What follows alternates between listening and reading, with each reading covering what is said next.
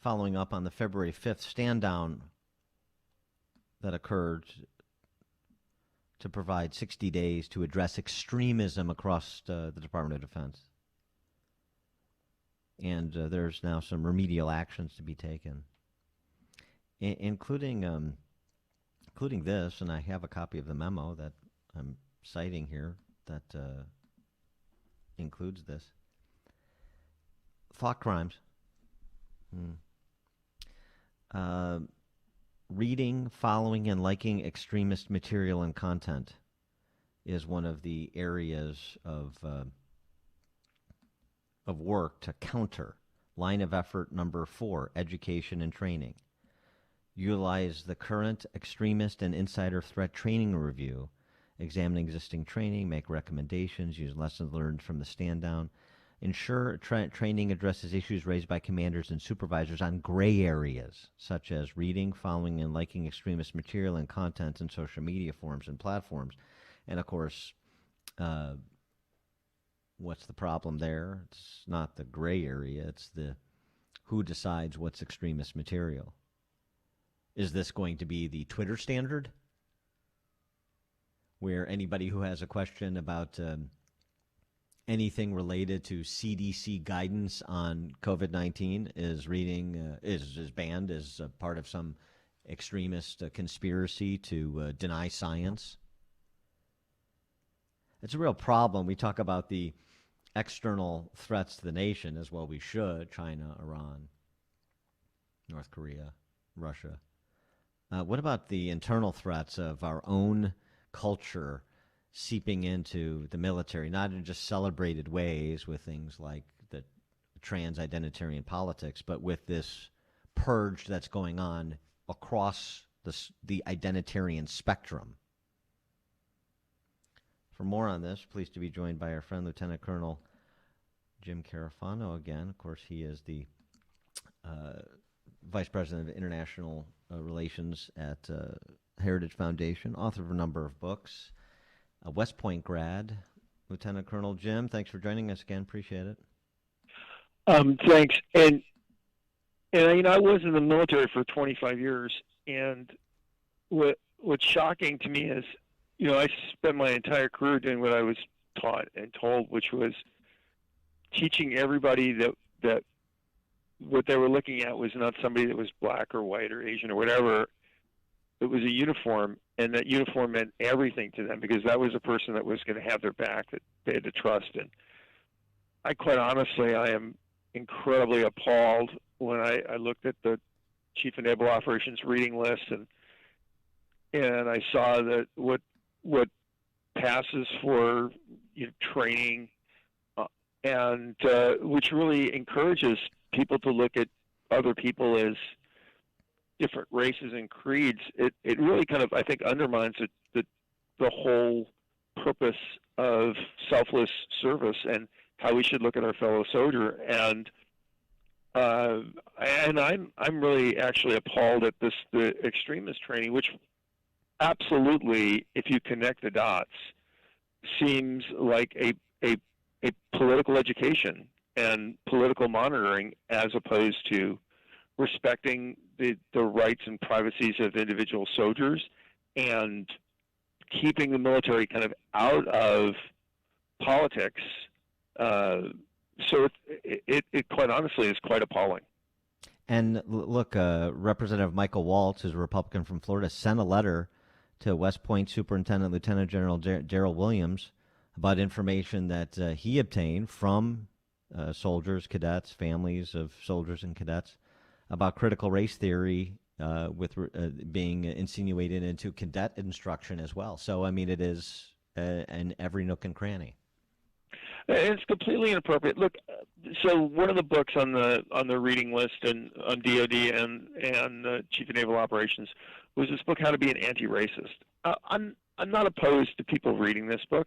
I'm sure that the person that wrote that book is very sincere on how they view the world. But and I don't think military people.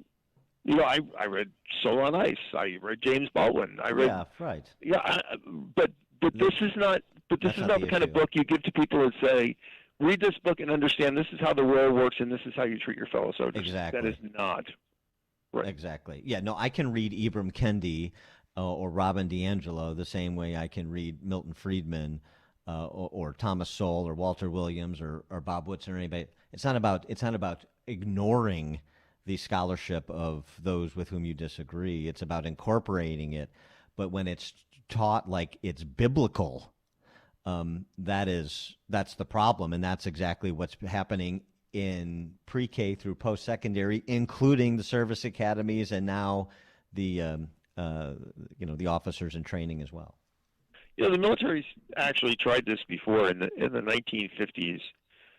When we were gearing up for communism, we had this thing. Well, we need to make sure people understand, good from bad, and we actually started a program of political indoctrination in the military, and it did not end well. It did not end well at all, and it was quickly abandoned. And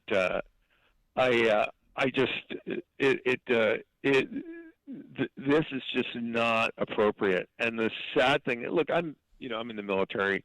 I was in the military. It's you work for the civilian leaders. The civilian leaders give you missions. You go out and execute. This is really on the civilian leadership, which, by the way, includes a former four-star general who ought to know better. Right. To not put the military in the crosshairs of partisan political squabbling. Well, it really is shameful. Right, but is it personally insulting because it sounds like they're treating you guys like children? No, I mean the thing is this is the cancer. It's they think, well, they want this in secondaries. They believe this stuff, and this is what's really serious. This is I don't care you believe what you believe, but when you are imposing your partisan political agenda on other people as the truth, and then insisting that if people deviate from that, they're essentially a threat to society. This is very, very troubling. And of course, it is doubly troubling in a military which is supposed to be nonpartisan, non-military. And the thing is, dude, take your uniform off, go home. Anything you want and think is, disconnected with your military service. As long as it's legal, it's kind of your business. It's shameful to suggest that the government should, and the whole idea of look, monitoring people's social accounts and be careful what you do on social media. That's for the professionalism of the service.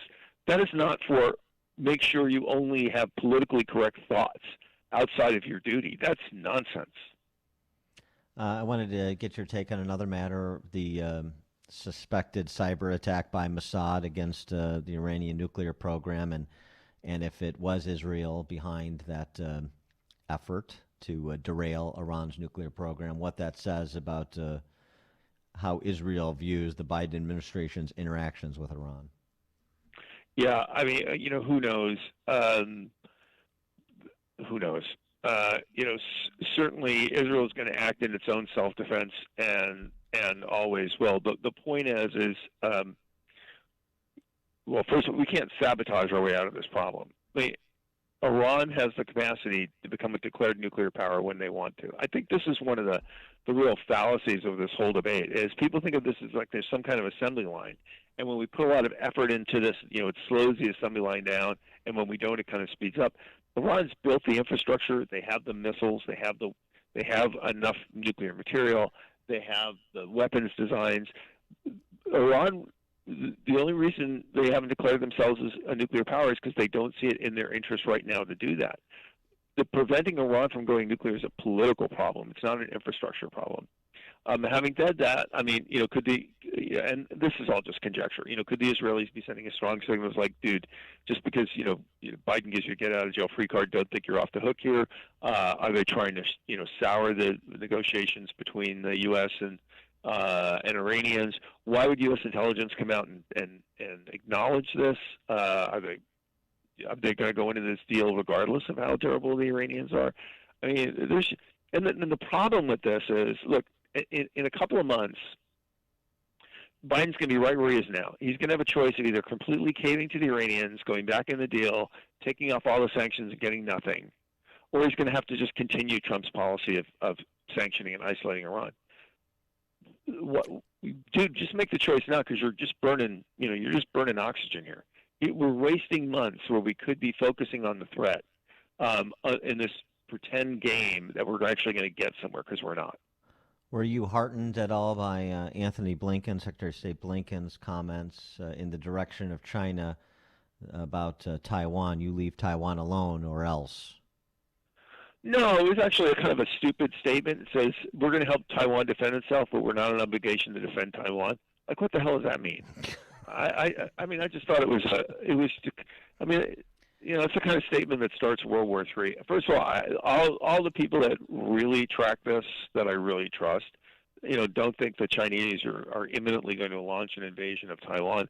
But there's one thing that's actually been true in and years out.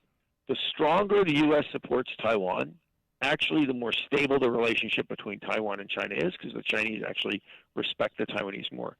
The weaker we are in our support of Taiwan, the more the Chinese take advantage of that. So I actually thought, opening up to more senior officials to going to Taiwan is important.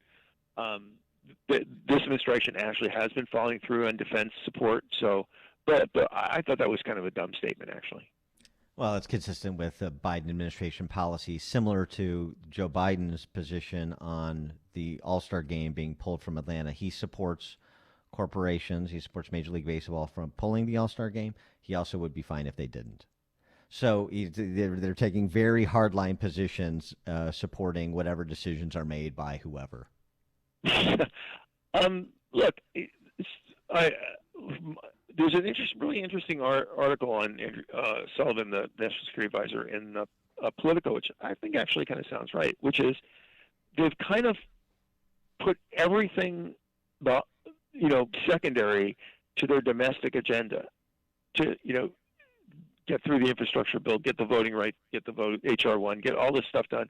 And everything else is that they're ignoring that. And their notion is, this will make America strong. There's two problems with that strategy. If you want to keep Americans free, safe, and prosperous, you don't get credit for 2 out of 3. You can't ignore what the rest of the world is doing. You can't ignore all this other stuff. You can't myopically focus on one thing and ignore the other stuff because you'll fail. And the other thing is what they think will make America strong is wrong. So we are in for a real buckle up your seatbelt roller coaster ride here. If I could borrow a phrase from Emmanuel Cleaver, a real Satan sandwich you just described there. Lieutenant Colonel Jim Carafano, VP of the Catherine and Shelby Cullum Davis Institute for International Studies at the Heritage Foundation, author of Wiki at War, Private Sector Public Wars as well. Jim, thanks as always.